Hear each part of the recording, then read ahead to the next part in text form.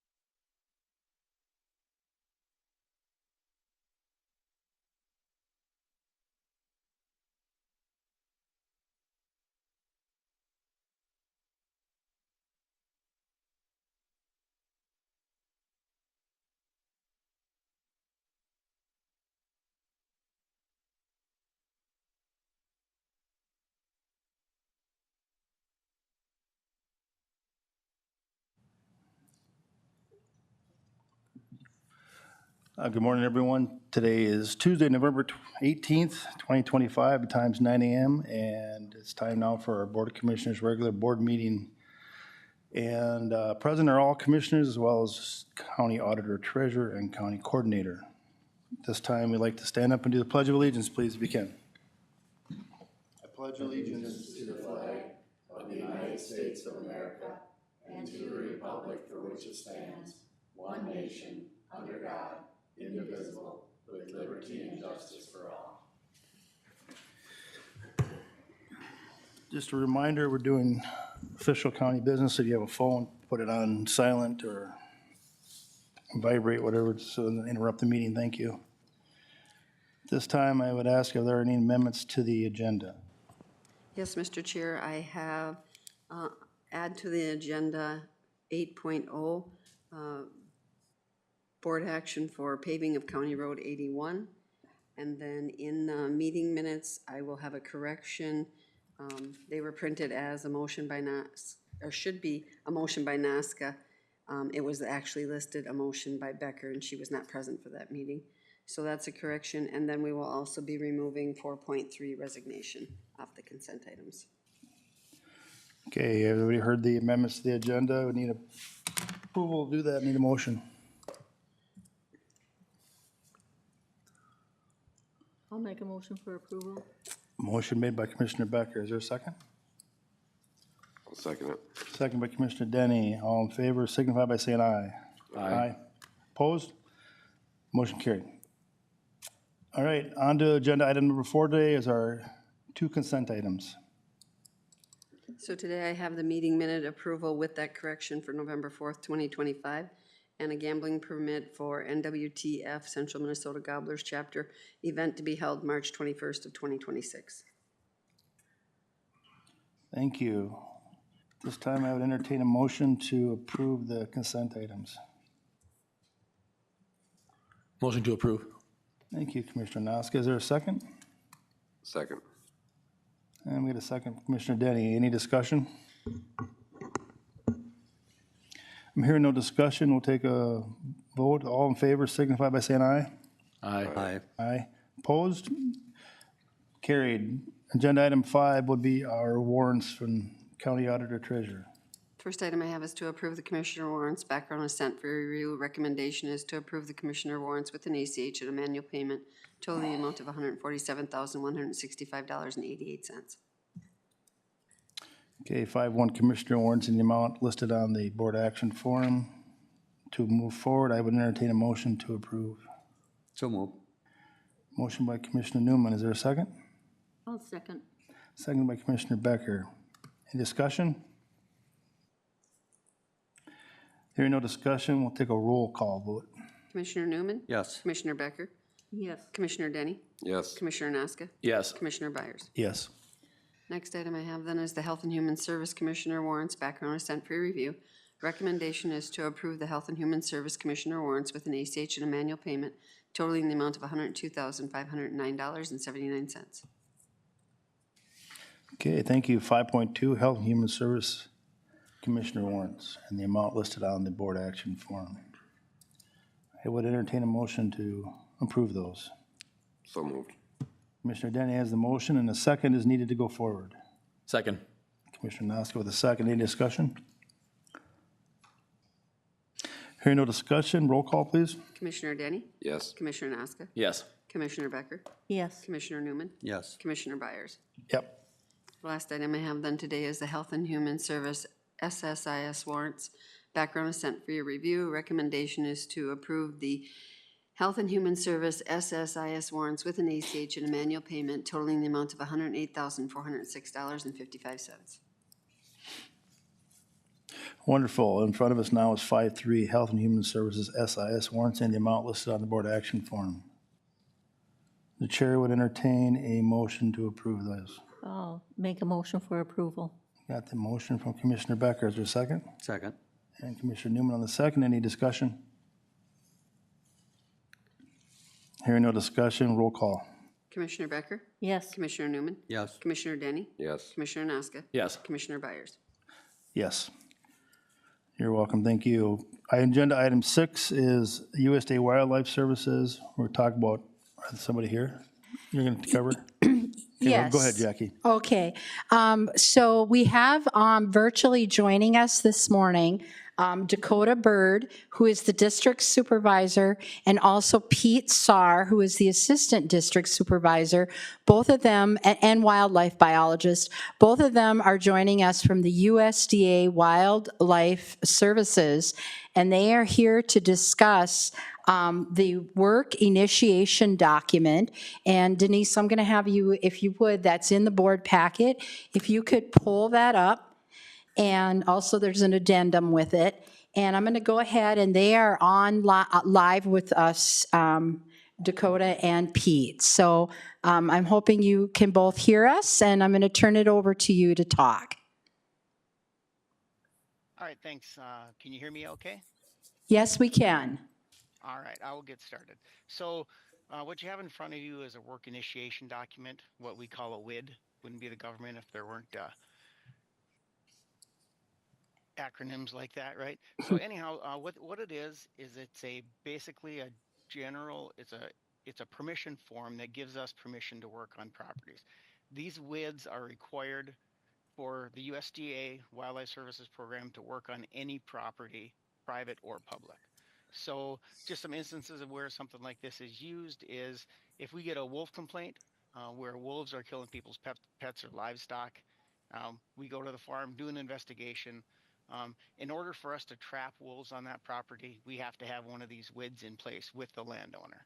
So it basically gives us permission to be on the property, tells the landowner what components we could potentially be using for wolves. You know, it's traps, ketamine and xylazine in case we need to tranquilize, like if we catch a bear or something in a wolf trap, if we need to release it.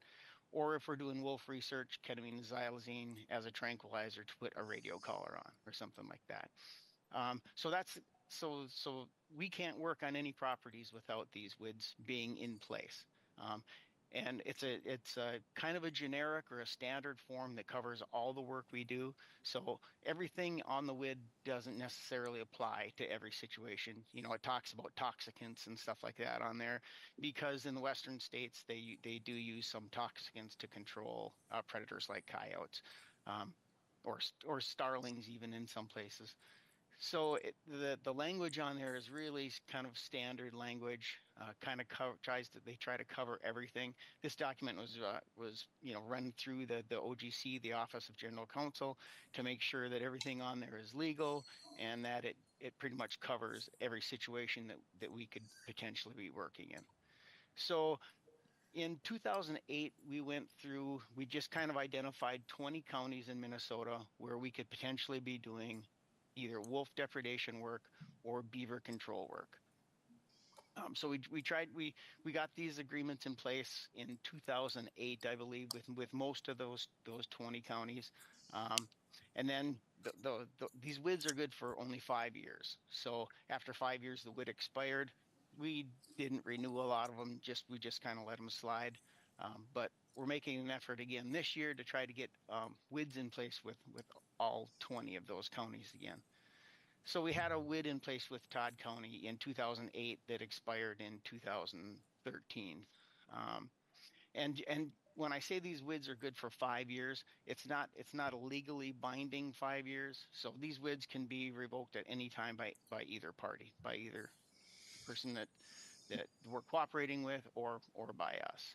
So for beaver, we haven't really done much beaver work in Todd County, but we do now have a contract with Burlington Northern Railroad, which is in Todd County. So there's potential to possibly do some beaver work for them. Let me make it clear, we're not trying to move in on any private beaver trappers, fur trappers in the area. We make an effort not to compete with private fur trappers. So in a case where, for example, we have one of these in place for St. Louis County. And if we're working in St. Louis County and we know that there's a private trapper in the area, or even if we don't, we'll try to encourage our cooperators to use private trappers before we go in. So in instance where this would work is say Burlington Northern has an issue with beaver blocking up a stream or a ditch or something like that that's backing water up to the railroad. Um, you know, it's not it's not a safe situation to have the railroad grade inundated with water. It just creates a safety hazard. So Burlington Northern will call us with the location, say, hey, there's some beaver here that we excuse me, that we'd like taken care of. Can you come in and trap and remove the dams? Um, if if by chance that beaver, that stream or ditch was a county operated ditch or a county maintained ditch, um, so this WID would give us the permission to go in and work in that county ditch. And Pete, Nancy Eulenkamp is in the audience. I think you had communicated with her through email. Nancy, did you have any comments or questions to add, or pretty much answered it for you? Okay, Yeah, sure. this is not a financial agreement at all. We do have financial agreements with several counties, like I said, St. Louis, where they call us to come and do beaver control work for them. But that's a whole separate thing. Would require a CSA or cooperative service agreement, which is the financial document. Okay. Commissioners, do you have any questions for Pete? I'm just curious why the gray wolf is listed and not the coyote. That's on It there. is, but he had just mentioned that this contract was just for the wolf and the beaver. Yeah, coyotes. We when we're trapping gray wolves, we sometimes catch coyotes, and in on farm situations, usually the producers coyotes can cause a lot of problems on farms too. The producers don't like us to release coyotes, so we consider coyotes a target species also. So when we're wolf trapping, if we catch a coyote, we remove them also. Very good, because we see a lot of coyote and wolves up in my district. And also the beavers, I think with the railroad would probably be in my district also. Okay. Yep. Okay. Other questions? So that we were able to find the other agreement, or we pulled the other agreement, and it was signed. Commissioner Newman at that time had signed off on it in 2008, as Pete said. So that was the last time we had an agreement.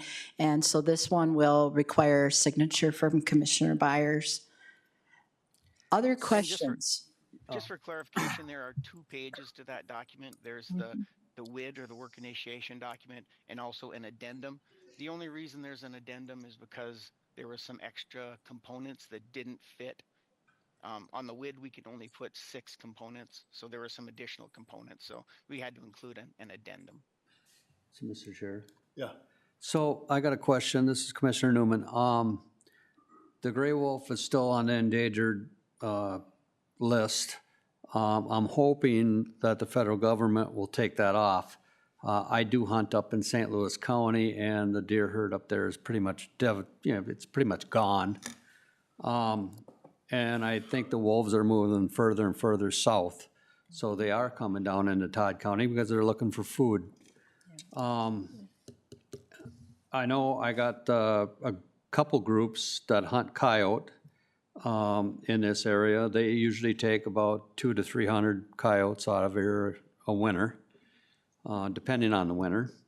And then the beaver, they're all over, and we got people trapping them. So what's your thoughts about getting that gray wolf off the endangered list and opening up a season on them?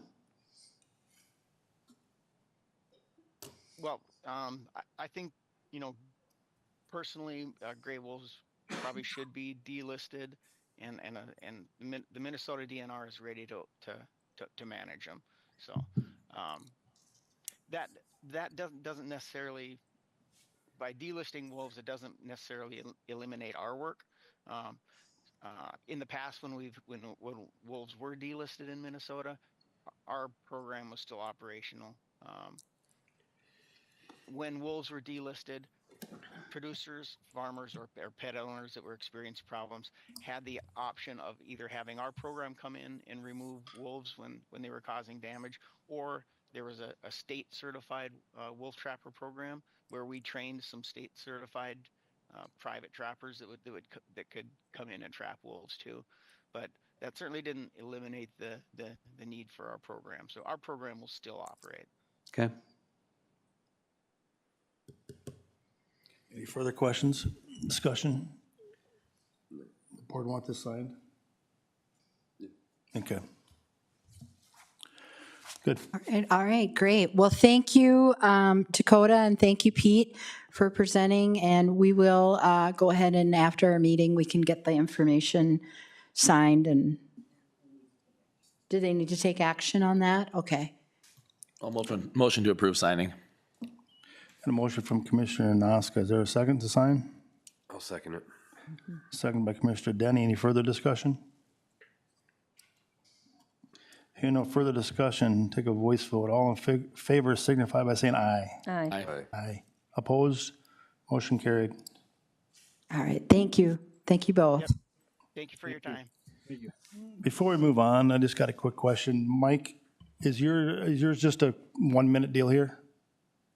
Is your agenda item like a 1 minute deal? Can we move Mike up tonight now so he can get on with the rest of his day? Are you going to stick around or do you got to go? I can stick around for that. Okay. We'll stick with agenda item 7 then. The ditch and ag inspector will come up and help with some reports here.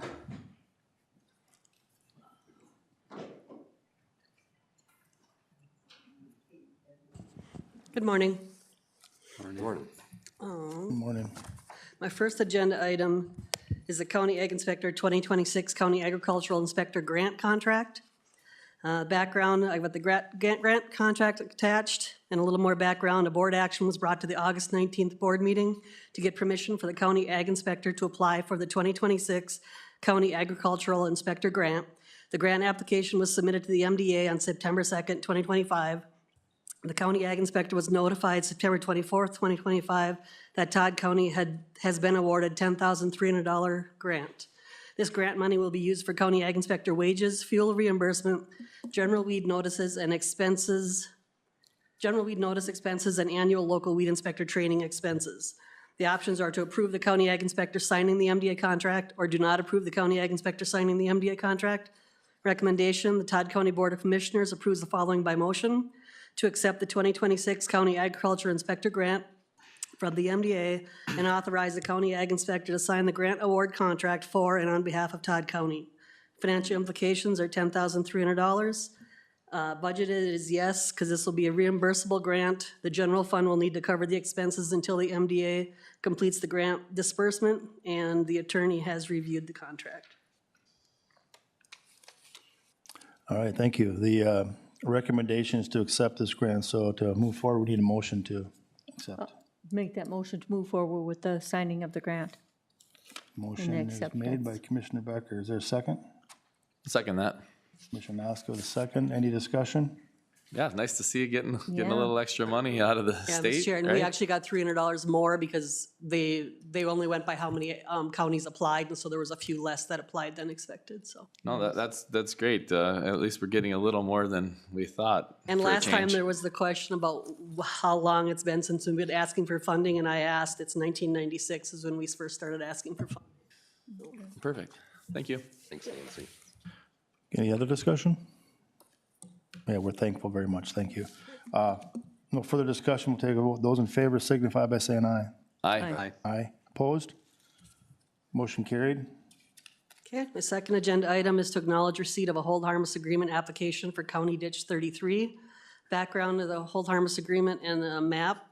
The recommendation, the Todd County Board of Commissioners approves the following by motion. Acting as ditch authority, acknowledge receipt of a hold harmless agreement application from Corey Larson to maintain approximately 1,876 feet of County Ditch 33 on parcels 20-003300 and 20-0032900 located in Reynolds Township, Section 29. Okay, 7-2, we are asked to acknowledge the receipt of this hold harmless agreement. Need a motion to move forward. Commissioner Denny. Commissioner, I heard both of them, so we'll give the, Commissioner Newman will get the motion, and you want to second it? You bet. Tim will second it. Any discussion? Okay, no discussion, all in favor, let's take a vote, signify by saying aye. Aye. Opposed? Motion carried. Thank you. Thanks, Thank you. Nancy. Sticking with the printed plan here, we'll go to Public Works. Correct? Yeah. 8.0. 8.0, okay. Okay, Agenda item 8.0 we're up to, for okay. those following along at home. And then we had our Public Works regular road meeting, I think, work session last week. I was unable to attend. But during that time, I think 81 was brought up for discussion.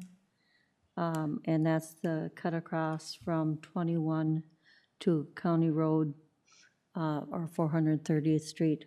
And it's been brought up for several years. I've been a commissioner for 14 years. These people, the township itself has been attending every work session for 14 years. And they have been told that their road would be up for tarring, and it never seems to be moving. Last year, during our road meeting, it was brought up that if we went through the process of the township getting a, from the public, and they went out and got the signatures for the paving, request of paving that road. They went out and got the signatures, and I signed it as a commissioner that those roads would be moved up into using from some of the money from our state, 0.5% tax, that we could start using that money to start paving some of these roads. It's a very viable cut-across road in that area, used very lot, and you can see by the signatures, people are definitely behind it. I guess I would like to very much move forward with this and putting it up for bids for being able to be tarred. And I don't know if anybody else has any questions for me? Discussion? I guess if that's what you're asking for, yeah. Yes. I've got a little, if it's okay, Chair.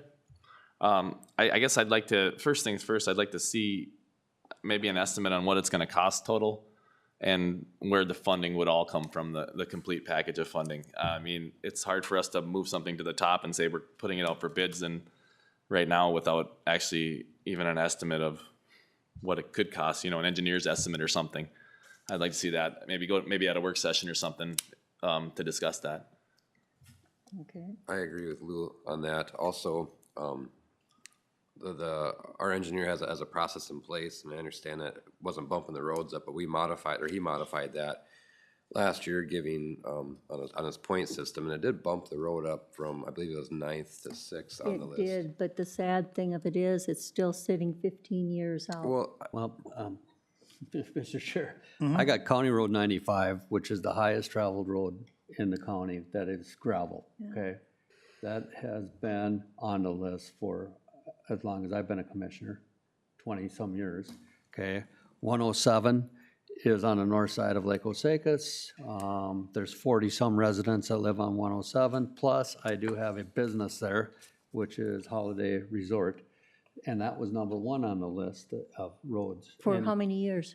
20 years? Quite a few, and what we gotta do is, I think we gotta look as a board, sit down and have a good meeting on this.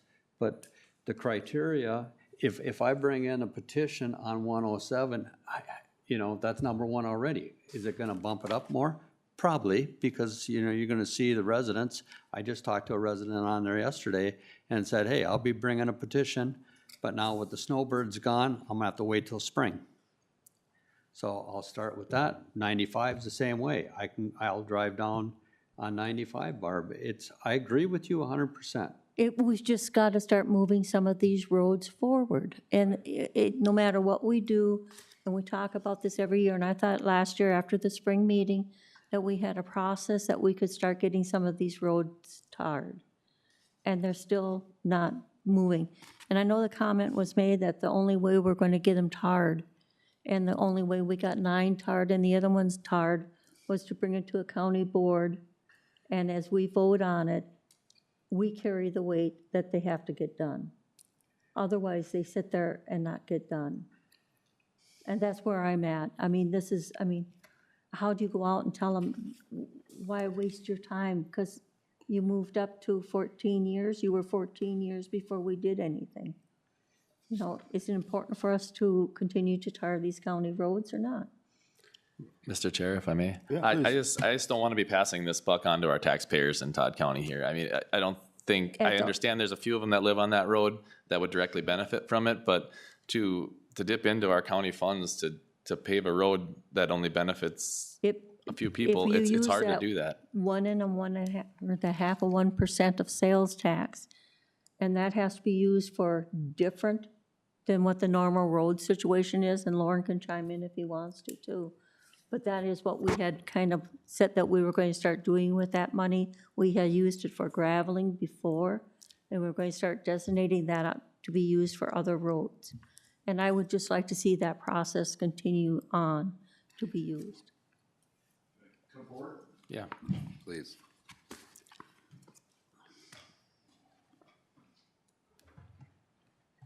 So Commissioner Beck, you're correct. When we implemented that tax, the local option sales tax, which is 1/2 of 1%, we went through the first process, which is about 8 years worth of projects. So we completed that. That's correct. And at that point in time, we reevaluated the system and determined to re-implement the tax with 2 specific priorities. Number 1, keep our pavements in great condition, the existing pavements on our local county road system. Number 2 was to put gravel on our existing roads. And any money left over, we would do improvements to the county road system, which would be paving gravel roads. And when we did a chart, we could figure out where we're gonna be based on our revenue, based on our expenses, that in these years coming up, the years we're gonna experience right now in the next 5 to 10 years, there's gonna be money to accomplish that. At that point in time, that's when I put together that ranking system that we were talking about.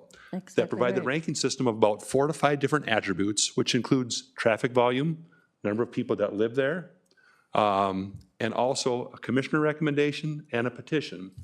Using that information, we provide that ranking system, and that's exactly what you did, Commissioner Becker. You went out and got that, and it moved up 81 from, I think it was rated 9 to number 6. After that meeting that you spoke about last spring, we do have some of those routes on our 5-year plan, like 107, like 95. I even think, like 68 is not, because you recommended that that wasn't on there. I think 84 is on there, and possibly 99 is on our 5-year plan, because they rank high enough in that system. But unfortunately, even though you have that petition and your recommendation, 81 didn't make the cut yet. It will in the future until the money catches up to accomplish that. Lauren, I think that the question was asked you at the road meeting, how many years are you looking at? And you told them that was 14 years yet, I or told them I longer. don't know, and they wanted a number. So I said 14 to 15. I don't really know, because you're asking me predict cost and revenue Right. many, many years out. I wish I could have that crystal ball, but I don't. So unfortunately, that might be when we can get to that, unless there's another funding source that we can use to accomplish that. I know I had some interest, I think, from looking at potentially increasing the license tab fee, which would be another $20 per vehicle. That's another funding source we could do. We could always borrow to accomplish paving those, but then you have to have a revenue source to backfeed that borrow, a debt. We could always raise the local levy to accomplish this. So that's the other funding sources that we could go after. Can you bring up the actual resolution as written? Because we haven't seen that here yet. Can I ask Lauren one question? Yes. Sure. When's the last time a counter was put on it? Just because a counter was one of the factors in your, I think we just did that. I don't remember off the top of my head. okay, but I wasn't sure if it was, But on the local road systems, they don't really vary much. sure, I was just curious on that. I guess I've never really noticed that. You know, and the counter that's on there then, or the counter that would be on there if it was tarred, would be totally different, because it's a huge cut across. And it's the only link that's not been tarred. So if I may to answer one question, I think Commissioner Noska, you asked what the dollar value would be. I do have a rough estimate. Okay. Based on what I think costs are gonna be next year. Obviously, we don't really know what the bidding cycle is right now as we sit in November for next year, when the bidding season really starts in January, February of next year. But based on last year's prices with a little bit of inflation, right now to pave 81 is somewhere between $1 to $1.2 million. Hopefully less, but could be more. 1.2 million to pave that road? 1 to 1.2 million, I'd say. And what do we have available? I'm just saying through that, Through that. the tax, yeah. what do- 1.146 1.146 we've got available?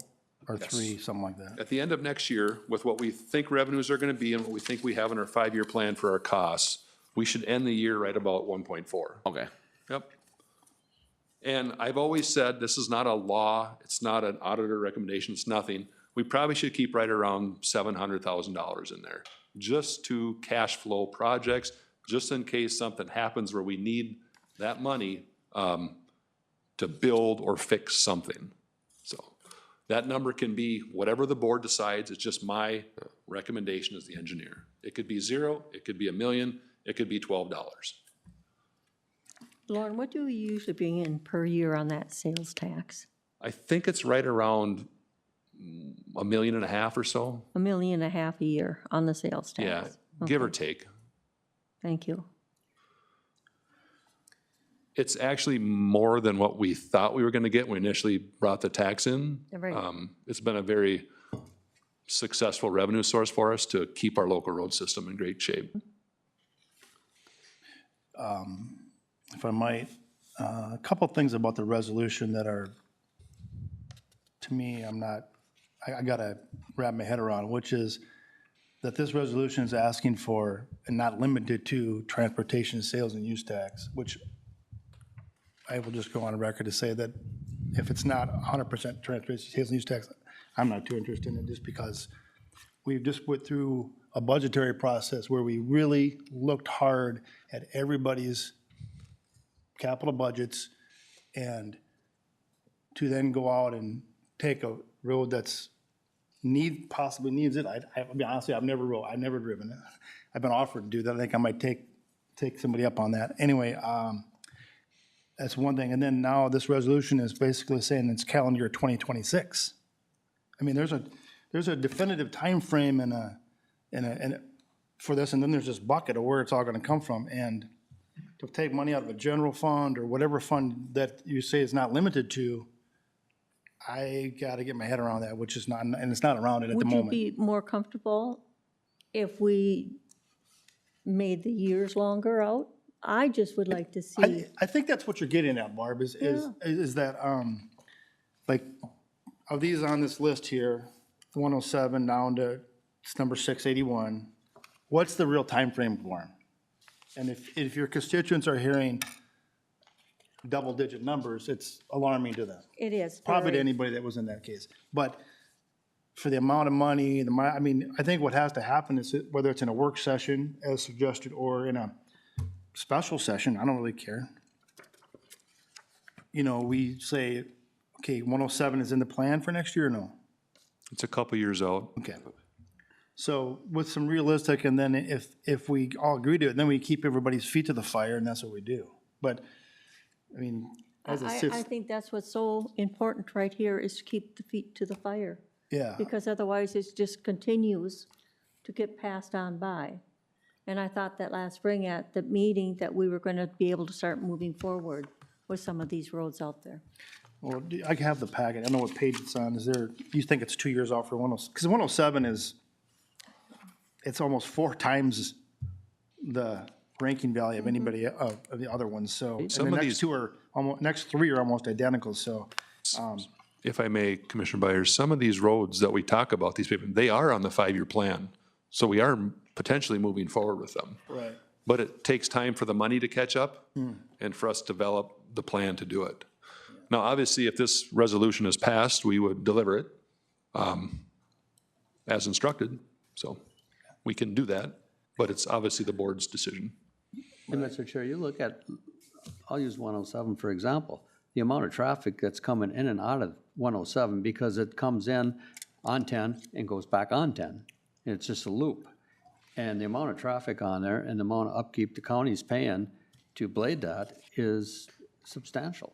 I mean, it gets the crap pounded out of it.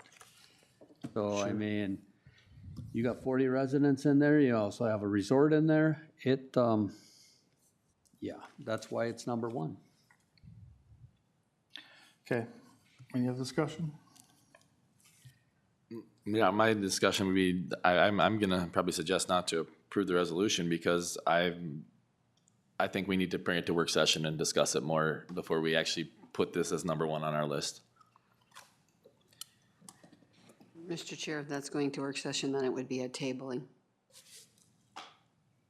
Yeah, that's Because exactly you'd what be he's saying, tabling it to tabling, go he's to work tabling it. session.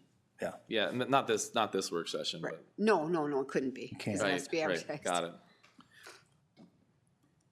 okay, we have a motion to table, and I would just, parting words is, have us keep the talking and feet to the fire and put it in a plan somewhere, everything, 107, 95. 95, 88, 84, 99, 81, keep on going down the line. Yep. Okay, thank you for every discussion. All right, thank you. Good. Thanks, Lauren. 8.1 is up next. You're already here, Lauren. Go ahead, continue. Yes, 8.1, so that is our resolution support for LRIP funding for the city of Clarissa. At this time, I'm going to introduce two individuals to come up and join me. This is a resolution of support for the city of Clarissa for LRIP money. LRIP is Local Road Improvement Program. This is money from the state that local agencies can use to help do road projects. The individuals here are Ryan Nodden with Moore Engineering and a guy I've known for a couple of years, Darren Fellbaum from Moore Engineering. Happens actually to be my little brother, so be nice to him.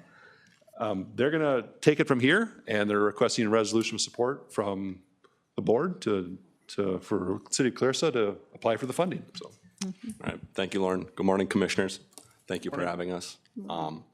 Like Lauren said, we're here this morning, Ryan and I, with Moore Engineering on behalf of the city of Clarissa. The city of Clarissa is looking to apply for LRIP funding that's available right now through MnDOT.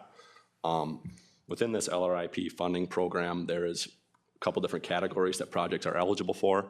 And in looking at the city, we've identified that they fit best under the routes of regional significance in their area for this project that we're proposing on Bridge Street.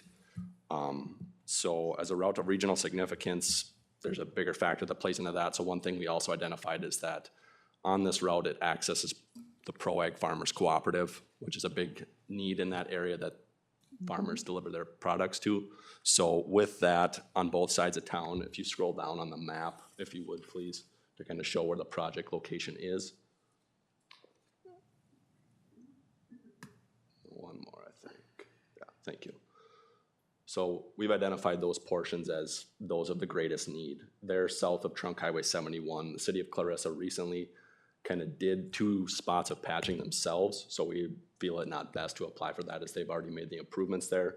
But as you can see, on both ends of town, out to city limits, we're recommending that they apply for and try to do that as part of their project. So with this, the city of Clarissa is not state aid eligible. You have to have 5,000 people as a city to be able to be state aid eligible. So that's why we ask that Todd County ask as the fiscal host, and then the money would pass through Todd County and onto this project if awarded funding. So So if I may, Darren. Yep. This is very similar to like how we partner with this small cities and townships on doing a bridge project. We would kind of act as their fiscal agent, big brother, so to speak, to help them through this process. Obviously, these guys are qualified engineers, can run the project, so we'll kind of be in the background helping them a little bit, just doing the administration side. Yes, so the majority of items, like Lauren said, would be done by the city of Clarissa and Moore Engineering. Develop the plan, construction, inspection, all those kind of things. The main things, like he noted, would be help with state aid, requesting a project number, helping execute the grant agreement, requesting funds from the state as the project goes on. So that's kind of the gist of it. The city of Clarissa did pass a resolution as part of this process, as is also attached here, requesting this resolution of support from Todd County. And then we also have the resolution attached as the second and third page here for your consideration. So we'd be happy to answer any questions on that. Or Ryan, you can speak if you have anything as well. One point I wanted to make out with this funding source is LRIP has different categories for counties, for small cities, and for townships. So I see Todd as county is going to be asking to let, Lauren has a resolution. We're not competing against you. We're in our own category. So. If I may piggyback on that, Ryan, there is a township in the southern part of the county that has expressed interest in applying for the township portion of that. And I've sent some information to them over there to help with that. So they'd be asking for a very similar support, and I think that's coming at the next meeting. So, yep, just a standard process. Okay. Any questions, commissioners? No.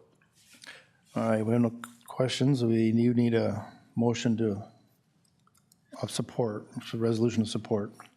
I'll make that motion for support for this one. Okay, we have a motion, need a second to go forward. I'll second it.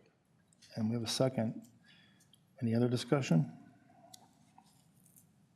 Hearing no discussion, we'll take a vote. Those in favor signify by saying aye. Aye. Aye. Opposed? 8.1 is passed. Thank you. Thank you. Thank you, commissioners. You're welcome. Agenda item 8.2, State Aid Highway 5 recommendation. This is exactly the same as we just spoke about, so I'm going to skip a lot of that information, but basically we're requesting approval from the board for myself to submit the application to get local road improvement project money, improvement program money for a project on County Road 5. If we can scroll down a little bit, County Road 5, I believe there's a map attached. It's kind of a scoping map we do to say what we're going to accomplish on this road. It's basically from east of Browerville, at the junction there by Oberg Farms going south along County Road 5 all the way past the demolition landfill, going south all the way into the city limits of Long Prairie near the Long Prairie High School.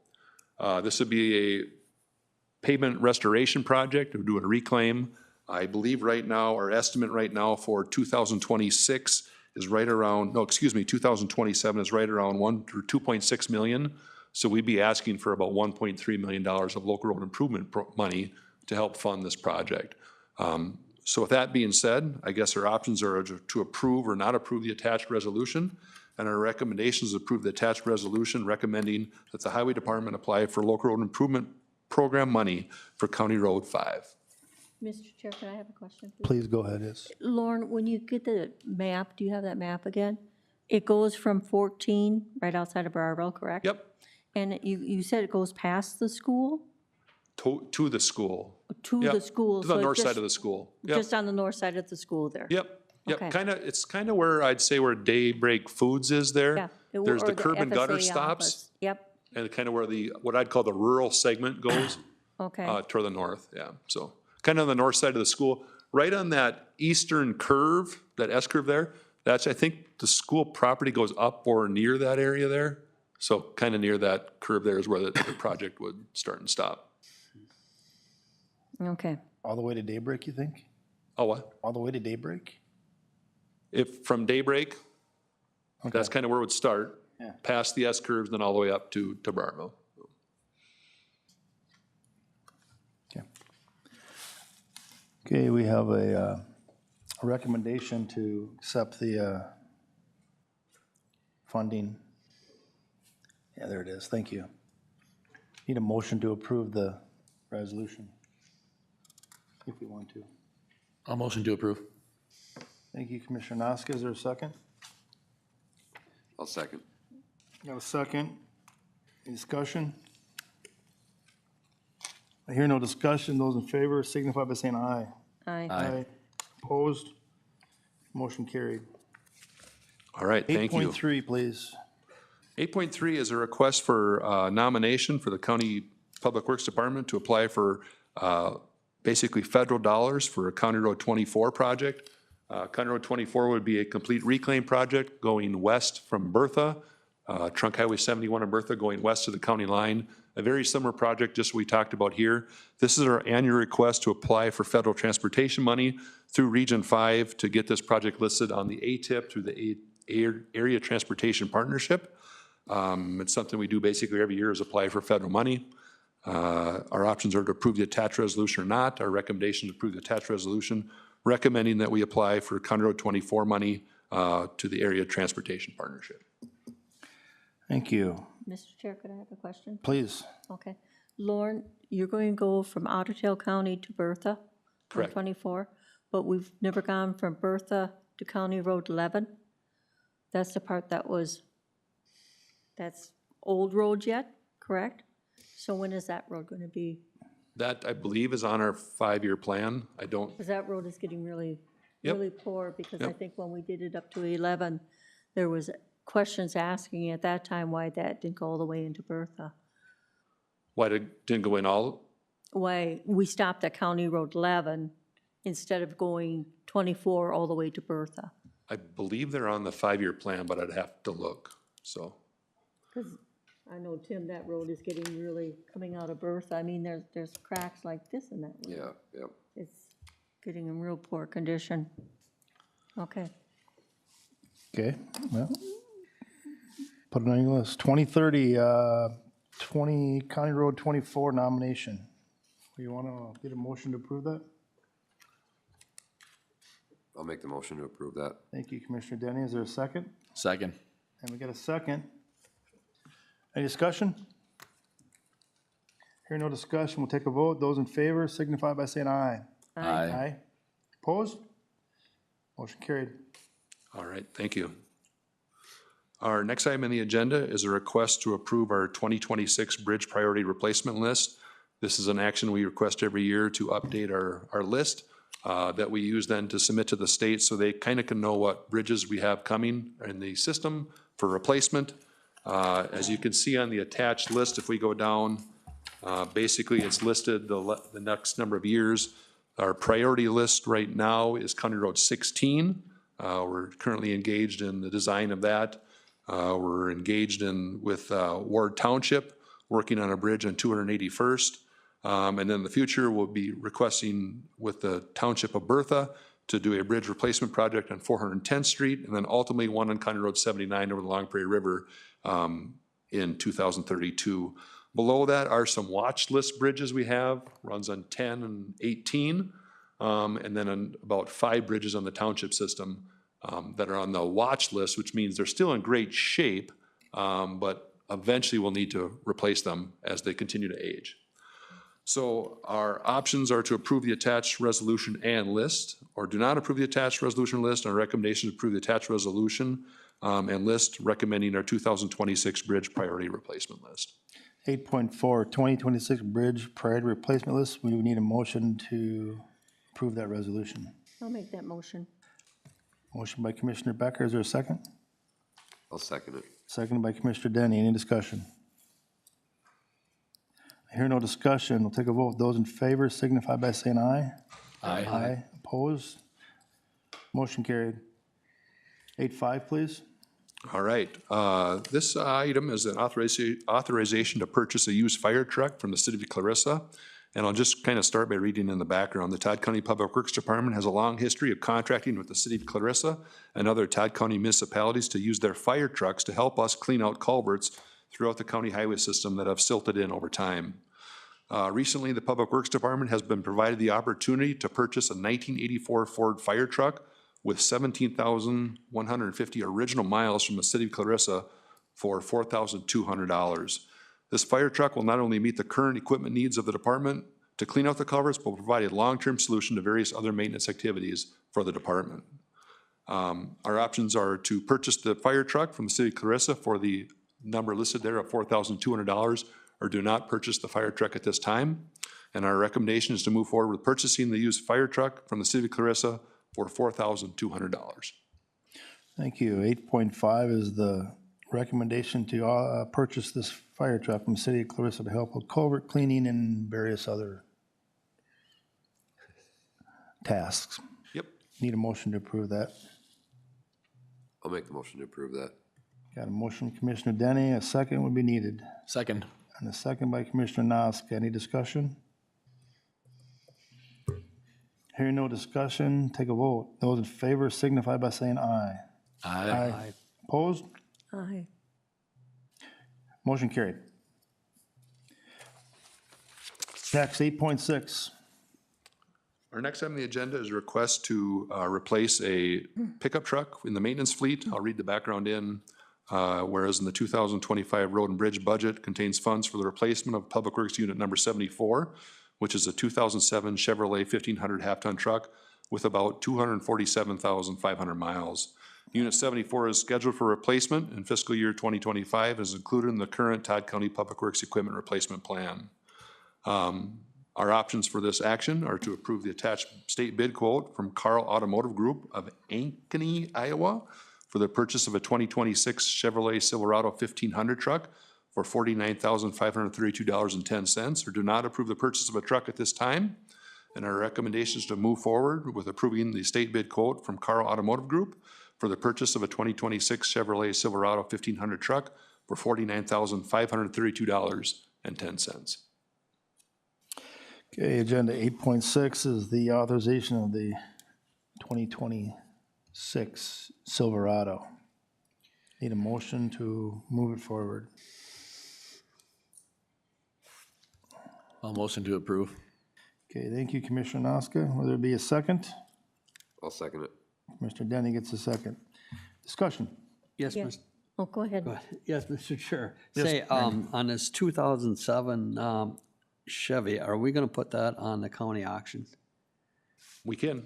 That's happening, I think, right now with solid waste. I was informed like last Thursday that solid waste is putting some stuff up. We don't have this Online? listed. Huh? We don't have this listed on that auction. Could you? When is the auction? I thought it was going on right now, but it was online, right? With that, I don't know if we can, because when we do auction stuff off, I think through the audit standards, I think, and Denise can speak on this, we'd have to have it listed on this bill of sale, so we can document that it's been allowed the public to bid on it. So once we approve this today, though, you can, We could put it on there, absolutely, if we still can, is what I'm saying. check into it. Okay. Okay, Mr. Chair. I think Iowa, where there's no Minnesota bids, I think we had the same discussion last year, didn't we? Yeah, when we go through the state bid, we don't get to choose which one. This is the unit that is listed on the state bid, and this is the Okay. vendor that has it. Okay. We And I obviously see could we have always- to pay, you know, the sales tax and all of that above the price of the vehicle that's listed here. Yeah, so that's in our comment that we still have to pay that, so. That's Because they correct. can't charge, Yeah, but They there was can't no charge. Minnesota, there are other ones for different types of trucks that we didn't determine that we needed, like some of the state bid process have like single cab trucks. This is a Okay. extended cab, or short box, or 3/4 ton, half ton. So the ones that we spec'd out that would meet the best needs for our usage, unfortunately, Ankeny, Iowa, Carl Automotive had that state bid. yeah, it's interesting, state of Minnesota would have had one. I agree with that. I wish there was a state agency. Typically, there are other ones. There's a couple out of like Hibbing. We've worked with a group out of, I think, White Bear Lake, a couple out of the Fergus metro. Falls, Fergus Falls, yep. So yeah. for some okay. reason, Iowa has this unit. So. Mr. Chair, also Sourcewell. I've seen vehicles pop up on Sourcewell. Where have you checked into that? We did years ago, and we didn't have much success. Okay, I'm just throwing that out there. Any further discussion? If no further discussion, I'll ask for a vote. Those in favor signify by saying aye. Aye. Opposed? Motion carried. 8.7, the mulcher attachment for skid loader, please. Yes, I'll start by reading the background in as this as well. With the 2025 road and bridge budget contains funds for the purchase of a drum mulcher attachment for a skid loader. The purchase of this attachment, we believe, will increase the productivity and level of service of the Public Works Department Highway Right-of-Way Maintenance Program. This piece of equipment will provide maintenance department the ability to access locations along the highway that are not easily accessible with other larger pieces of equipment. And this piece of equipment is also built to mulch trees and brush which is much safer, more economical rate than the traditional manual labor method, meaning we can use a machine to increase our productivity and not put our staff in a position where they could potentially get hurt. Our options for this is to approve the attached state bid quote from Farm Right Equipment right here in Long Prairie, Minnesota, for the purchase of a 72-inch drum mulcher attachment for $48,487, or do not move forward with this purchase. And our recommendation is to move forward with this purchase of the state bid quote from Farm Right for the purchase of a 72-inch drum mulcher attachment for $48,497. Okay, agenda 8.7, the mulcher for the skid loader. Would need a motion to move it forward for purchase. I'll make the motion to approve it. Commissioner Denny is gonna make that motion. Would there be a second anywhere? I'll second it. And second by Commissioner Noska. Budgeted item, any discussion? Yeah, I think this is a great idea. I mean, these things save so much time, manpower, and safety. I mean, people aren't running chainsaws and things like that. It's a great idea. It keeps people in the machine and in an enclosed environment. And I mean, yeah, it's a brush mulcher, but you can use it as it's a stump grinder. It's multi-purpose tool. It'll do a great job for us. Wish I had one. Right. Wish I had the skid loader to put it on too. If I may make the comment, we don't allow this to be rented out, so. No, I don't. I've never. Because the list would be very long. That's the boomer, right? Did you guys rent that boom system? We did rent the boom and did some work on County Road 16. Yeah, okay. At a higher level, but this would be just more some local, smaller items. Okay. But I we still have like it. demoed it and it works. It far exceeds our needs. It's a great piece of machinery, so. Okay. That was it. We have discussion. So we can take a vote. All those in favor signify by saying aye. Aye. Aye. Opposed? Motion carried. Agenda 8.8 is a 2025 budget amendment request. So if I may ask Denise to go down, so we're requesting, since we made these purchases, doing all that, we were a little short in our budget for equipment replacement. So we wanted to move some of the items that we didn't specifically use for this fiscal year over to that, just to basically show that our budget is balanced. We put together this attached budget request form, which is kind of something we do at the end of the year anyways on some different items. We sent this to the auditor's office. They had reviewed it and did approve it. So what we're recommending is to either approve or not approve this budget request form to kind of clean up the budget numbers. And our recommendation to approve the budget request form, which would move $18,300 over to our capital expenditure account. And that money would come from 2025 crack filling budget line item and our road striping budget. Okay. Recommendation is to make these accounting moves Yep. to balance the different funds. We need a motion to approve. I would make a motion to deny. A motion to deny. I would. Not sure where to go after that, but go ahead. I guess if there's a motion to deny, we need a second then to deny, right? Are there any seconds on this? I'll second it. Okay, we have a second. Any And- discussion? Yes, Mr. Chair, I had a request, actually asked, a constituent asked me when County Road 15 was gonna get crack sealed. That was just, a 2-year road? And there's cracks in it already? Yep. Okay. So So when was that on the schedule? our crack filling operation, we wait for 2 years after it's paved. So I believe it was paved not this year, but it 2 was years the ago. year before. Yep. So in 2026, we will be crack filling County Road 15. We wait for it to happen for 2 years to make sure all the cracks come through, and then we go through and do the crack filling operation with our own staff. Okay. I would also make a comment that the road striping, I think that's got to stay. I mean, that's a safety issue on our roads. And I would like to keep that within that budget, and same with the crack filling. That's for our road improvement. And I hate to take road funds out of road repair and road maintenance and move them over to capital expenditures.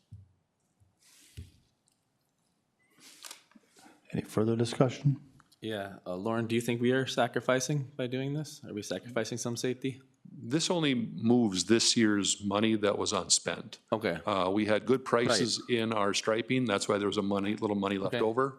Our usage for crack filling this year wasn't as much as we thought we'd use, so we have some product left over for next year. So that's why we feel comfortable to make these adjustments. You don't feel that you're going, budget-wise, that you're going to be short next year? Or could you No. be using that next year This is for, road maintenance? this is for unused money for this fiscal year. I understand, but if we don't move it, it would stay within that budget and could be used next year for striping or crack filling. We're moving it out at that budget and putting it in We could another pot. absolutely take that money and roll it over to next year's. That's correct. And do that's another- usually what's done, correct? If we don't use it, it just rolls into cash. It's unused budget line item. But I've never seen this brought to the board like this before. I mean, it's got to be usually rolled over for the following years to put into road maintenance or road So, safety if a and budget not item- into, If a budget item is Capital expenditure. unused, that money that was levied to accomplish that task, it just, since it's in Fund 3, it just stays as cash. So it'd be our cash reserves. exactly right for road maintenance. Yeah. Yeah. Do I have that incorrect? These forms usually just get presented at the end of the year so that they can roll their money over in different instances. This, he's actually changing and he's going from one department line item like crack filling and road stripping, and he's putting it towards his capital expenditure account. That's what I said. But he is correct in saying if he doesn't use it in that fiscal year, then it just becomes part of the general fund. It just, in his world though, it's general fund because but it's in road and bridge. But right now, it would be in maintenance or road care if it's striping or filling. Right now When in it gets moved over to capital improvement, then it gets moved over for equipment. But this is for 2025 year carryover to the budget year. So yes, it wasn't like a road maintenance, striping but now he's shifting it to capital expenditure. Okay. Right. Correct. That's what you're doing, yeah. Yep. Any further discussion? We have a motion and a second on the table. We're gonna have to take a vote on that. Well, you have a motion to deny that form. A motion to deny, and we have a second to deny, so we just have to vote if we're gonna deny it or not.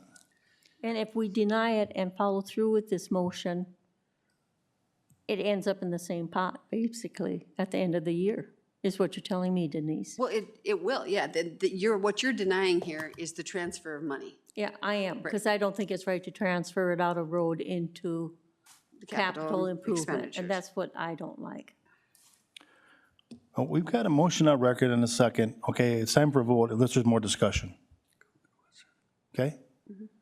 All those in favor of denying this request, signify by saying aye. Aye. Aye. All opposed? Aye. Aye. Motion to deny has been denied. Now, we still need a motion to approve if we're gonna go forward with this. Motion to approve the transfer. No, you had an action on this. What's that? But you had an action on this, You don't need another so you action. don't. Okay, then It's it's approved denied, and it it's goes. denied, it's done on this meeting. Thank He you. would have to bring Let's it go. back. Okay. Okay, Can bring it bring it back. Bring it back. Okay, all right, thank you, appreciate it. You're welcome. Thanks, Lauren. Thanks, Lauren. And then, Mr. Chair, if I may ask, since Go we're ahead. in the whole category, Public Works, are you bringing back the work session item for 81 at the next meeting, or when is that coming again? Because as I have in my notes to bring back to work session. That one was tabled by Commissioner Noska. If 2 weeks, if everybody thinks they could be ready in 2 weeks, I'm fine. It's just it's a work I just session. want to get documentation, so I know. I think if we're keeping people's feet to the fire, bring the next work session. Absolutely, I'll bring it. Thank you so much. You're welcome. Thank you.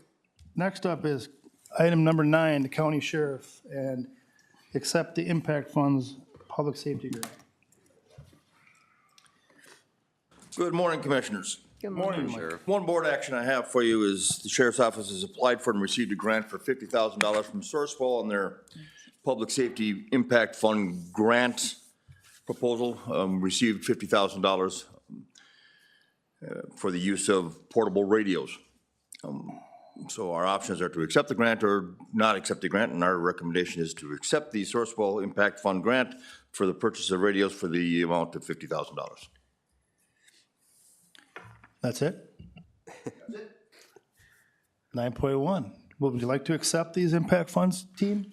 Need a motion? I'd like to make the motion for approval. Okay, we're going to make the motion for approval. We need a second. I'll second it.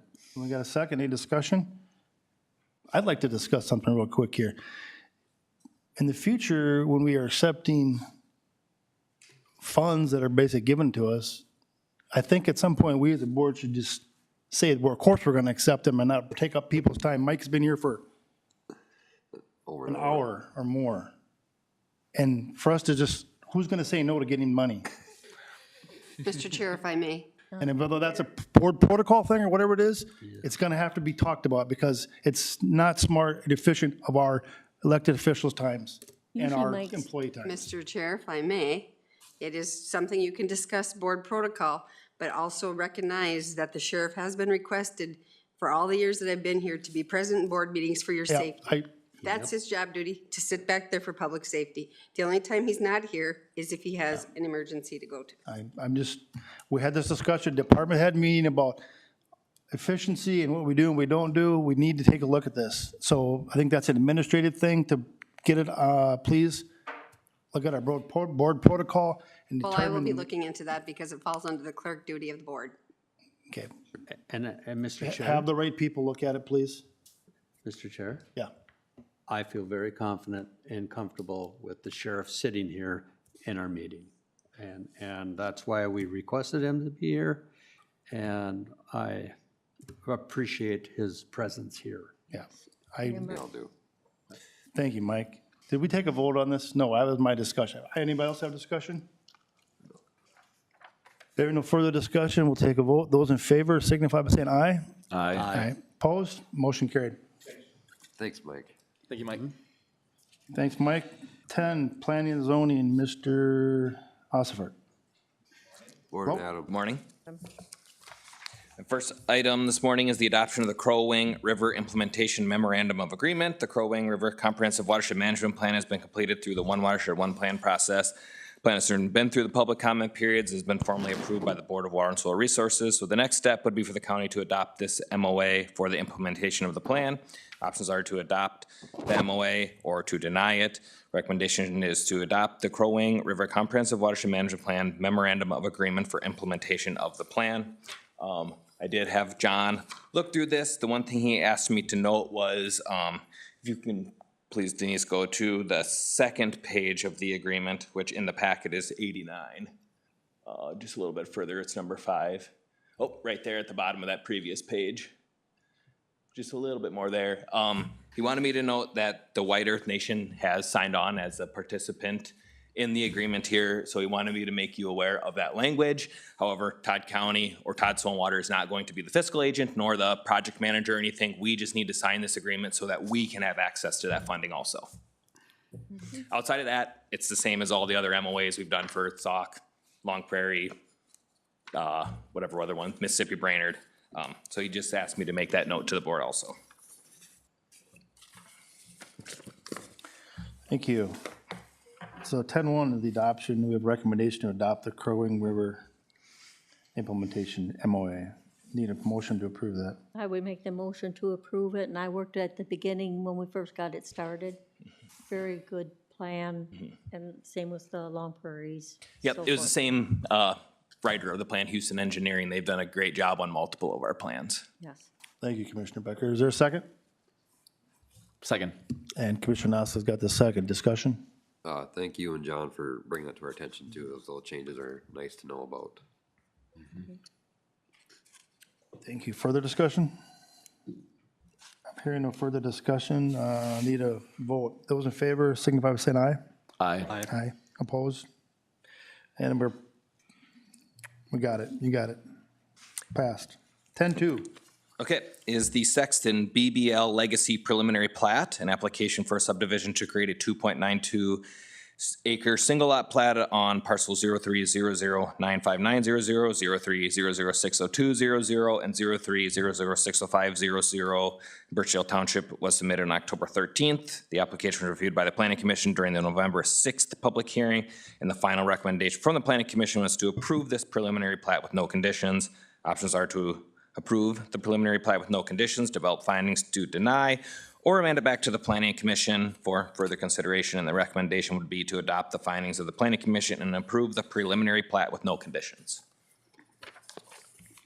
Very good. 10-2 is the Sexton BBL Legacy preliminary plat, and Chair would entertain a motion to approve.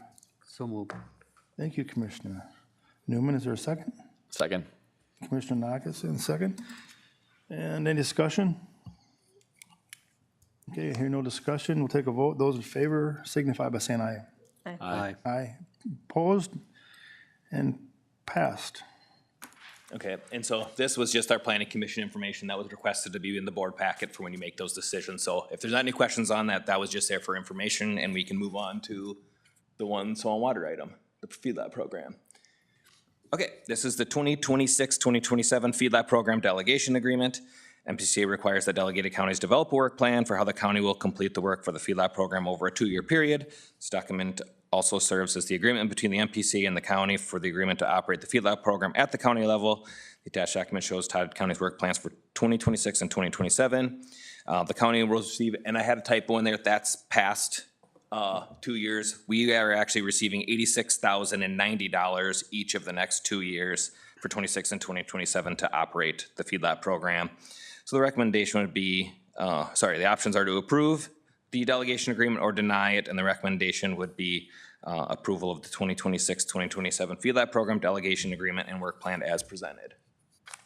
So the number is different than what's on the board action form? Right, if you flip into, it's page 196 of the full packet, it gives what every county is receiving for their base grant, an additional award, and then the total amount that Todd County will receive is $86,090.60 for 26, and then that same amount again in 2027. And then in 2028 and 29, there'd be new budget numbers, and we'd redo the delegation agreements on 2-year rotation. So that'll get revised. Yes, likely. And just like all of our grant programs, everything's kind of just been reduced. Thank you. Okay, we need a motion to move this forward. I'll make the motion to move this forward. Thank you, Commissioner Becker. Is there a second? I'll second it. Commissioner Denny's got the second. Any discussion? Just that they're doing fantastic work on our feedlot programs. Yeah. Yep, for sure. Agree. Thank you. I'll make sure they hear that. Yep, agree. So let's get the number done. Yeah, so we actually take no way to take the vote. All those in favor signify by saying aye. Aye. Aye. Opposed? Motion carried. Thank you. Thank you. Have a wonderful day. Thanks, Adam. Agenda item 12, Health and Human Services.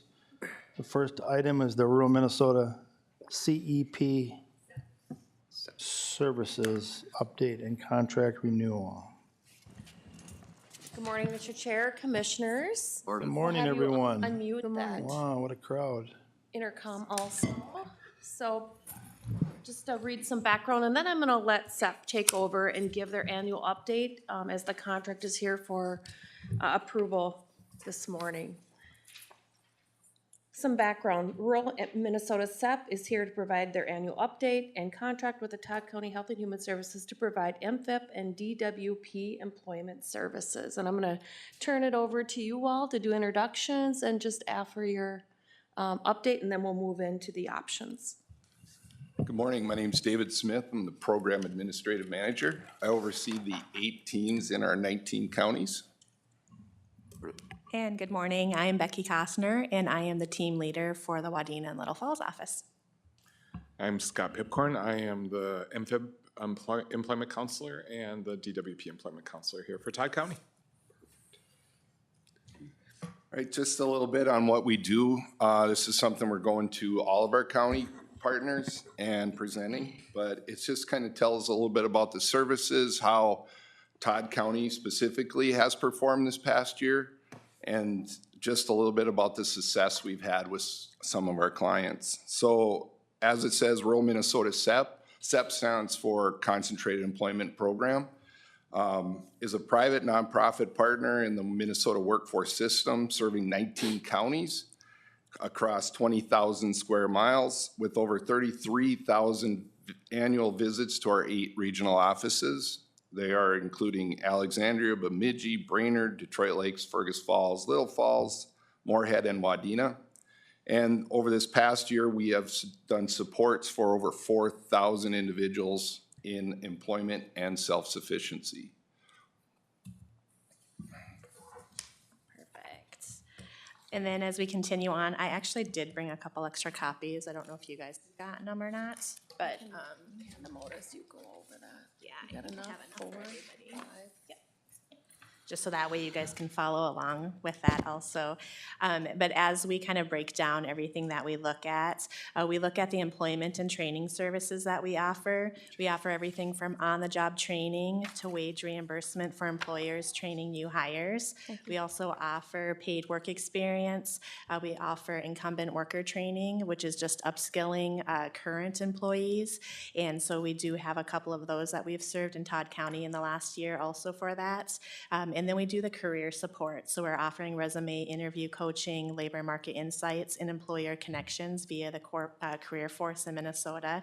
And one of the exciting things about that is we have partnered with Mid-Minnesota Federal Credit Union, and starting in January, we will be bringing the training workshops down to the Long Prairie office here, and that will take away the barrier of distance where our current clients would have to travel up to Wadena to be able to attend these classes or try to attend them virtually.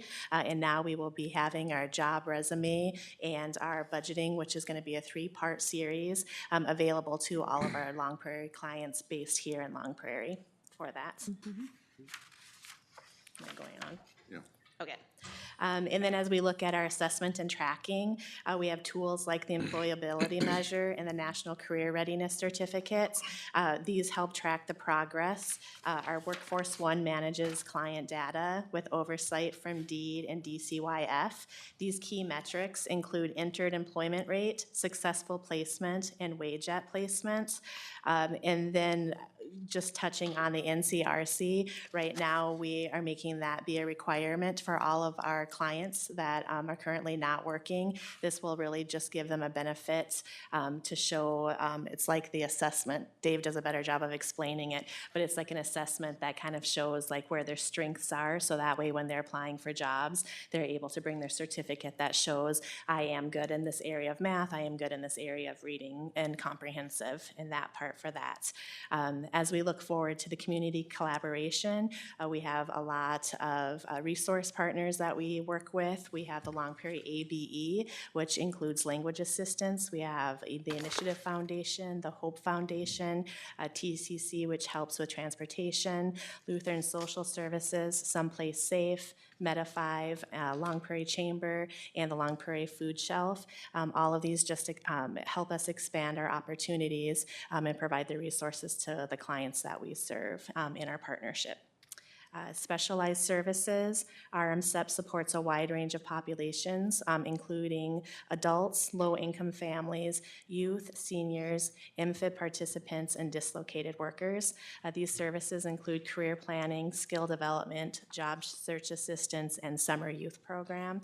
And for our summer youth program, that is actually served out of both our Wadena and Little Falls office that impacts our Todd County area. We did include a map of what service areas we have, all the counties. That's on page 2. One of the things that we measure and the state measures, and this is actually page 4, sorry, I need to jump because it kind of explains page 3 a little bit on how we can measure. So it's the self-support index. The self-support index is what the state comes back and gives us our rating on, gives the county how well we're doing. And you can see as Todd County for self-support index, we are 2 years ago in 2023, we're at 76.31%. 2024, we're at 74.37%. And in 2025, 73%. You can see the state averages. The one thing about these all exceeded what was required of the state. So that actually was a great partnership between us and our county partners. So I just want to talk about that. But the issue with this is it measures 3 years back. So this could be measuring somebody talking about their success that exited 3 years ago. Can we do anything about that now? No. But what we do internally is measure, and that's going back to page 3, the stats, is we measure how they leave us. And our main job is we either want to get them employed or we want to get them on like a Social Security. That's one of our areas. And you can see that the past 2 years, we've exceeded as far as, I'm sorry, I got this, this isn't the past year. So far for this year, we're sitting at 37%. Now, the issue with the funny thing with that is it also goes into the state measures DWP in the same program. So you can see on entered employment for the state sitting at 76.9%. So that's well above where the state wants us at. So they take a combination of both, whereas we measure them because they're looked at as two different programs. But as the state looks at them, is one program. How the state does it is very confusing, and it's kind of goes off the rails sometimes. But overall, we're doing well so far in the state compared to the state. The other thing that we look at is return on investment for you know, for the money we receive from you guys. Our number one thing we look at is when they exit, how are they contributing to as far as payroll? That's the biggest thing, payroll, taxes coming back to the county. And you can see for every dollar invested, 2.88 comes back just in payroll taxes, just in, is how we measure it. The one thing we are looking into measuring is how does that come back for someone that purchases a home? How much comes into purchasing, actually opening a business? We want to really start digging more into the return on investment into that. But overall, that's a fantastic number, so. And last is our success stories. And we'll have Scott kind of talk about them because he has worked with all of our county clients. Okay. I'm going to take a look at the first participant, or participant A, who is a current client as well still. Excuse me. And so I'll just kind of read it here quickly. When I got on MFib, I was a newly recovering addict who was pregnant, needed to get my license and a good vehicle. The Career Force Center helped me achieve my license as well as assisted in paying for a new transmission for my van. They have been extremely helpful in providing gas vouchers to get to and from work and appointments. The place of employment I'm at now does not necessarily provide enough finances to cover bills and necessities each month, so the gas vouchers and help with vehicle maintenance is extremely important and crucial to me. I definitely would not be in the good spot I am financially nor mentally if it was not for getting assistance with my van and gas. My goal for the future is to possibly find a better paying job so I do not need to be on assistance, but in the same time being, I really appreciate the help I'm getting from the Career Force. The program is such a huge help to single moms who are living paycheck to paycheck trying to make ends meet, and I'm grateful for it. So now there's an update. So the update is one she allowed me to write for her, and she approved it. So the update is one of our clients, and this is participant A, who previously completed the training classes required to take the peer recovery exam, has successfully passed the exam, and is now a licensed peer recovery specialist. She has secured employment in this field and is actively working to support others in their recovery journeys. She expressed deep gratitude for the financial assistance and encouragement she received, credited it as instrumental in helping her to achieve this milestone. Becoming a peer recovery specialist has been a long-held dream of hers, rooted in her desire to give back and to support others in the same way she was once supported. Her journey stands as a powerful example of resilience, determination, and the transformative impact of belief and opportunity. So now I have an update, okay? She is actually now, in this particular time, she was a part-time employee, was doing on-call peer recovery specialist as well as working another job.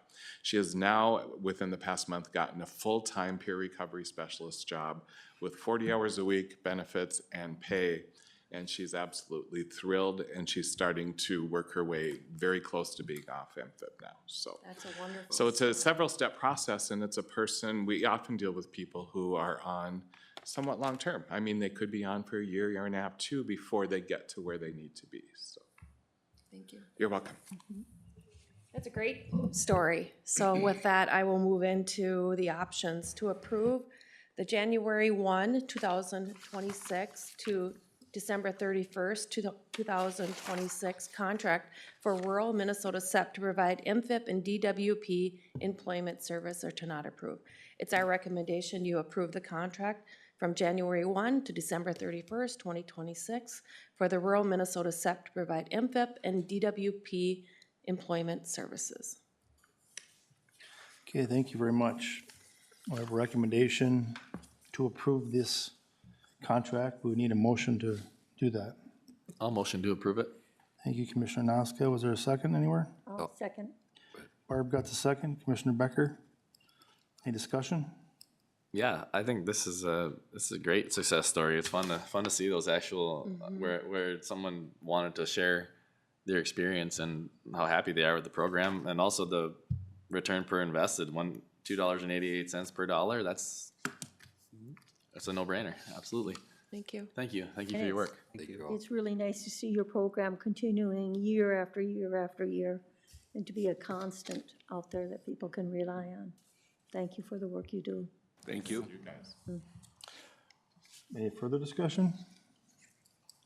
All right, here no further discussion. Take a quick vote. Those in favor signify by saying aye. Aye. Opposed? Motion carried. Thank you very much for your time and efforts. Good job. Thank you for making the trip down and over. I'm used to it. Right. Agenda item 12.2 is the step purchase of service and host county contract Right. renewal. Thank you.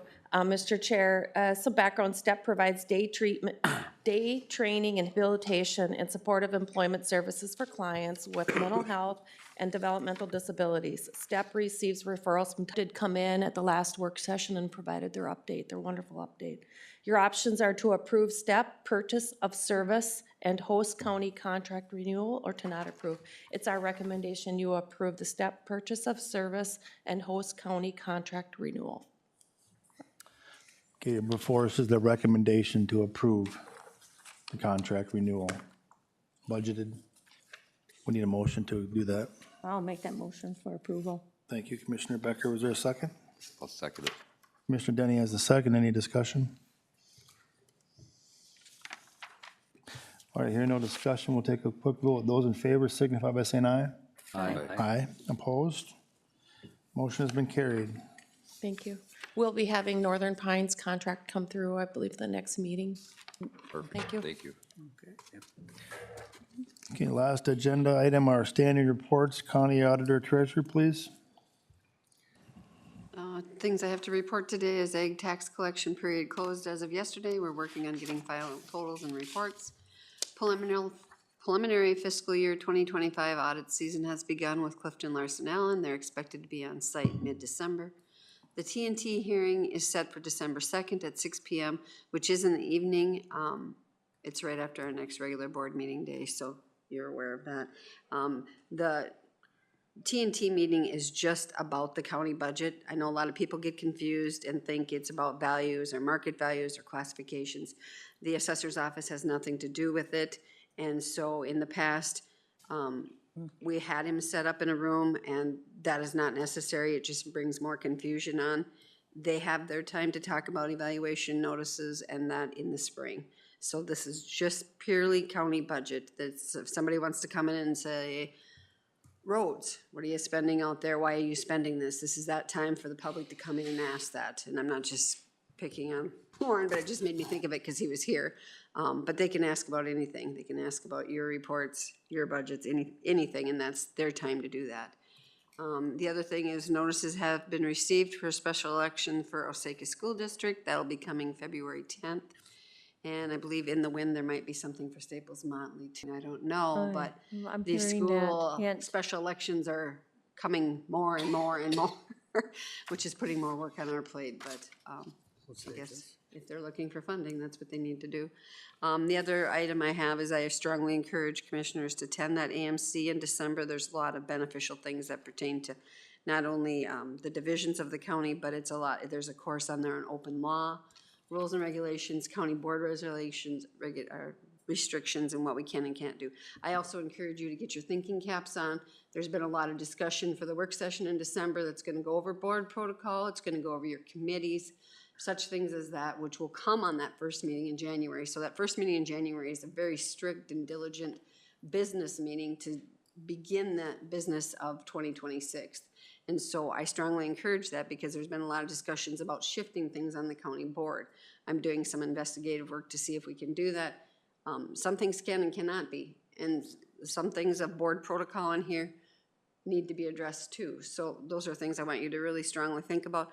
And then also I got notification from AMC that in January, there is a conference, January 21st through the 23rd, and it's the Nuts and Bolts Conference for Commissioners. And again, that one has a lot of categories about governing and your duties as commissioner in the boardroom. And so I think that would be a really good one as well. So if you haven't attended any of those, AMC does a fantastic job, and I think it would be beneficial. I will be attending those as well because they do pertain to clerking the county board. And that's all I have for today. Thank you very much, County Coordinator. Okay, and just to follow up on that, Denise, the commissioners are all registered for both conferences. Perfect. So I'll be following up just to confirm their attendance on those. We are on our last day of open enrollment for employees, and I want to just thank my staff. They have been working really diligently and helping our employees get through the process. So a big shout out to both of my staff, Chris and Nellie. I also attended the Fall Road meeting. I met with citizens for some planning and zoning concerns. Todd Wadena Community Corrections meeting, department head, Paycom meeting, solid waste meeting, the soil and water luncheon meeting, and then facilities. Okay, thank you. Standing reports for commissioners. Commissioner Denny, what do you know? Yeah, pretty much everything's been normal. I missed a few meetings last weekend due to a sickness, but Fall Road meeting went well. I thought Lauren does a great job with that presenting, and clearly you can tell we got some work to do in a work session with some stuff coming up on some roads. Been working with a few different townships on some issues. I'm gonna need to talk to the attorney's office on a few different more some guidance stuff, but other than that, it's just been, I'm excited for the AMC conference. I'm like Denise was saying, what we can and cannot do. Maybe I can help educate some other people and some other townships on some of that in some cities. So other than that, it's just been business as usual, and got a busy week ahead of us. Moving and shifting committees for the holiday. So that's all. Thank you. Commissioner Becker, welcome back. What do you know? Thank you. I was able to attend the facilities meeting last Thursday, and happy to be back here. Thank you. Glad to have you back. Yeah, and thank you all for the beautiful bouquet of flowers. Commissioner Newman, Commissioner Noska. Since last meeting, things to mention, we had our Ag Society annual meeting. It was a good meeting. Just some discussion on things. I guess we're still looking at where we stand with the office space potentially in the Prairie Building. I think that's something for facilities, though. Nothing too serious, nothing pressing right now. Let's see, we've been working on getting our candidates and interview dates together for community corrections. We'll be interviewing this afternoon for our new director. Some really good candidates. We're really happy with that, with the turnout we had. So hopefully after today, we have a decision made and we can keep it rolling with the community corrections. I did attend the emergency management plan for Todd County meeting. And I will say that Mike Wisniewski has his stuff together. He did a fantastic job there, and the plan was approved. So yeah, it was really good to sit in on that one. It's something I had never been a part of before, but there's a lot of thought and a lot of things that go into that emergency management plan, so yeah, kudos to him. And I think that's all for real new, other than Development Corporation. We've got Leah Wacko as our new executive director, so happy to see that position filled as well. Awesome. Randy? Yeah, on the 6th, I attended the road meeting and then left that early and was on my Central Minnesota Council on Aging meeting where my peers voted me in as vice president. And it was like, ooh, more pressure. Anyways, on 11/13, attended the solid waste meeting. I'll come back to that. And yesterday, JD2 meeting, and then we met with staff from Counties Providing Technology, CPT, that we're a member of. I wish more staff would have been available to ask questions. I thought it was a good meeting. You know, we tried to clarify some stuff, so. But to get back to solid waste, had a meeting Thursday. My concerns as a commissioner is the MPCA has not fulfilled their obligation of the $2.8 million going to that facility. We've been spending money out of the county coffers to cover them bills. I had a conversation with Representative Weiner here this morning on phone. He's going to the Capitol tomorrow to ask, he's trying to find somebody that can give us a legit answer. Now, we did receive an email yesterday stating that MPCA was going to try to finalize everything by January of 2026, which the public is asking our staff, when are we going to open up that new facility? And that's a good question, because we need the MPCA to sign off on stuff. Otherwise, our contractor would be liable for anybody that gets injured out there. Representative Weiner, again, like I said, my conversation with him this morning was, Mike, we gotta have this, we gotta get this done. I'd like to have it finalized by the 31st of December, but again, the state is just holding everything up. The facility is damn near complete. There's just some minor stuff that we gotta do out there, and I mean minor. So we can't do, I would not suggest that the county board does a final payment on anything until the MPCA gets us something in writing.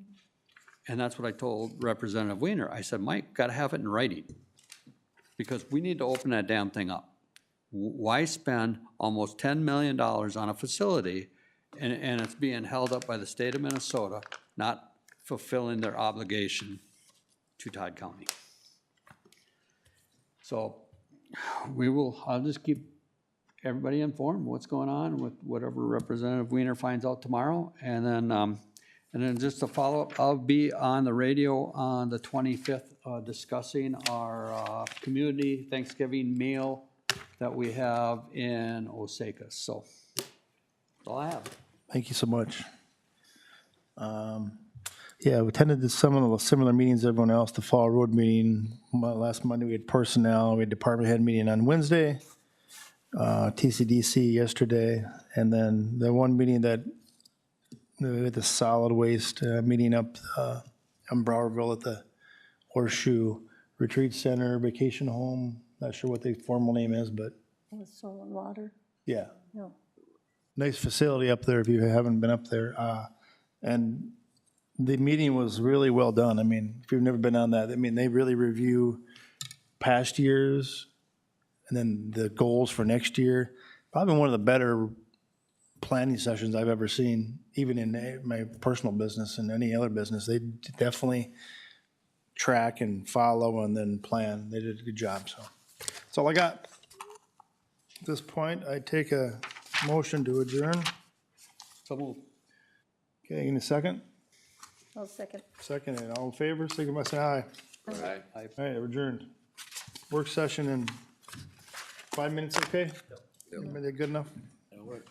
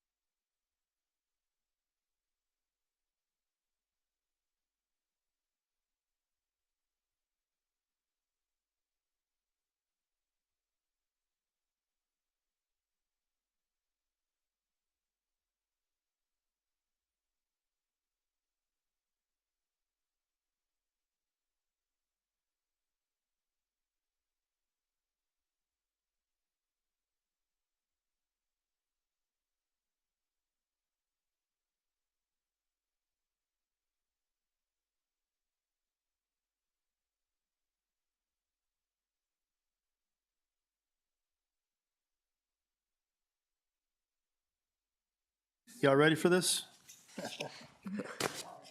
All right, go ahead. 10:50, no, I'm way past 10:15. 10:46, start our work session.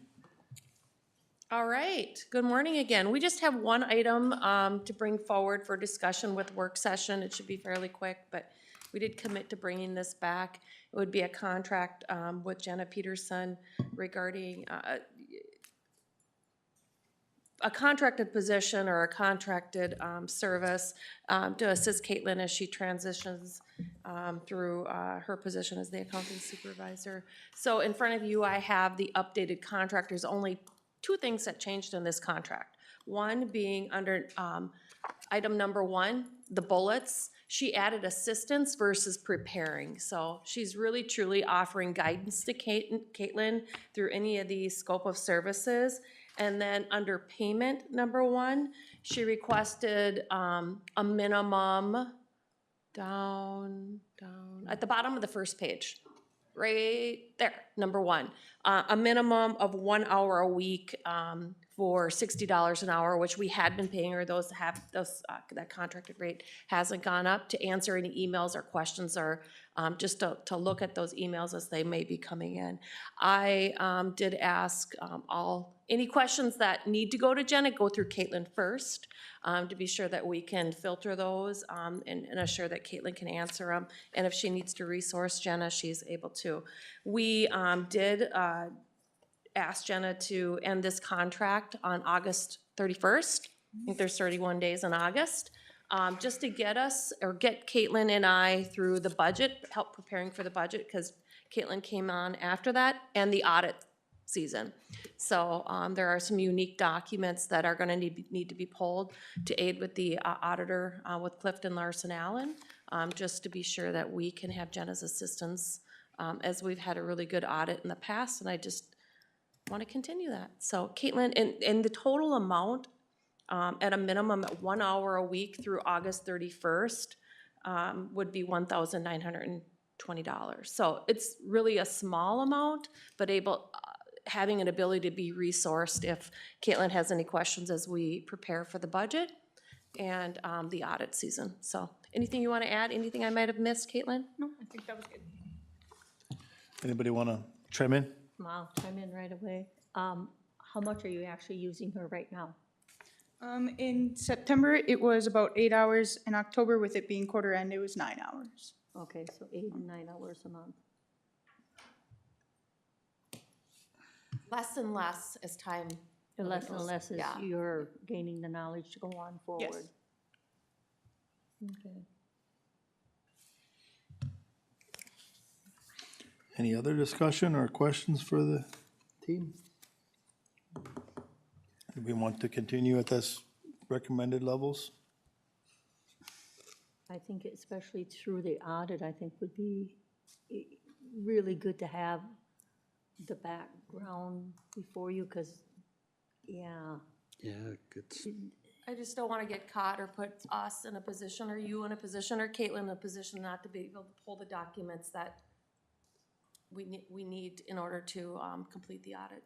Yeah, I think more the audit than even, as far as the budget for next year, you almost should be able to do that on your own, but to me, it's more the audit timing of it. And with the audit, Clifton Larson Allen would be assisting her through it. Because I know when we transitioned and we weren't in there, they walked us through everything we needed, so. Okay, so. I think she'll be able to lean on Clifton Larson Allen more even than Jenna through the audit. Than before. And yeah, and then we would just have the minimum for Jenna, the 1 hour a week, which would be almost $2,000, which is very, very small in, this grand scheme of things. And, they keep saying that there's gonna be more county cost shifts or state shifts to the counties for costs, and the budget season next year is gonna be even tougher than last year. It'll be nice to be able to resource Jenna with, if needed. If needed. Right. Do you feel that we should put a cap on it, or are you I think we've done everything we can to be sure that she's used only if Caitlin needs her, not if anybody else needs her. Right. All emails and everything has to come through Caitlin before it even reaches Jenna, so I don't think it's gonna come to that level. Okay. Because I would just hate to have someone be, you know, 'cause you gotta get on your own sooner or later, that you're Yep, not 100%. pretending to lean on her too much or too heavily. Okay. Bring it forward then, right? Okay. Perfect, thank Do you. it. Thank you.